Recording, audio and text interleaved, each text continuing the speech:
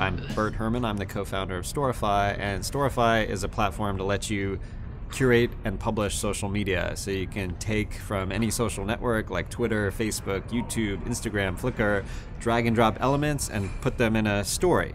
And that story is something that you publish on our site, but you can also take it and embed it on any website. I was reporting all around the world. I was a foreign correspondent for the Associated Press and was traveling across Asia, former Soviet Union, Middle East, Europe. I was in Iraq, Pakistan, Afghanistan, all these places. Really, I guess it seemed that the world was changing of media. Obviously, journalism is being disrupted by the fact that now any person on the ground can be a reporter, can say that they see something, and they post that on social network. That doesn't mean we don't need journalists. We still do need people to help make sense of this all. And so Storify comes out of that, like a desire to still enable people to make sense of social media, but do it in a way that still takes the best of journalism and the best of social media and puts it together. It's really more about stories, which is why our name is Storify, which actually means to tell stories. It is a real word. Actually, it is actually the word that we used at the AP where I used to work. An editor would tell you, please storify this. It means write a story about it. So I think, I mean, that's kind of the key thing that, you know, curation is sort of a buzzword, but what does that mean?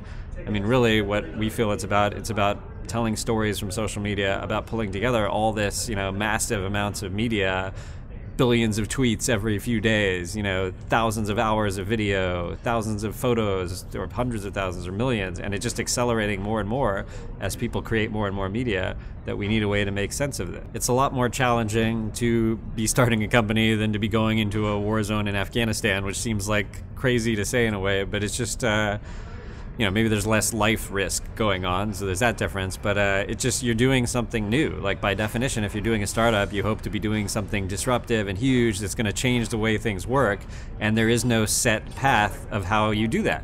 I mean, you should be doing something that's never been done before, otherwise you're not really being innovative. So, unlike journalism, where you write your story every day and send it in to editors and it goes online or in the paper or whatever, you know, you don't have something that happens every day that you know, like, that means you've done your job well and you move on to the next thing. It's really kind of being comfortable with a lot of ambiguity, being flexible, learning from, you know, what you see from people, and just keep on, you know, moving forward and staying positive, which, I mean, can be tough too. As a journalist also, you're always like critical of everybody and like attacking people's points and no, that doesn't make sense, or oh, you're contradicting what you said yesterday. But as an entrepreneur, you have to be just move forward, be positive, and keep building what you're building. Just do something if you're passionate about it. I think it is an amazing thing to do. I think you should, you know what you're doing. You should maybe, you know, not leave if you have zero savings and aren't even sure what you're going to do. I mean, it's good if you have some kind of safety net in place too, I think, and it should be something that you're passionate about.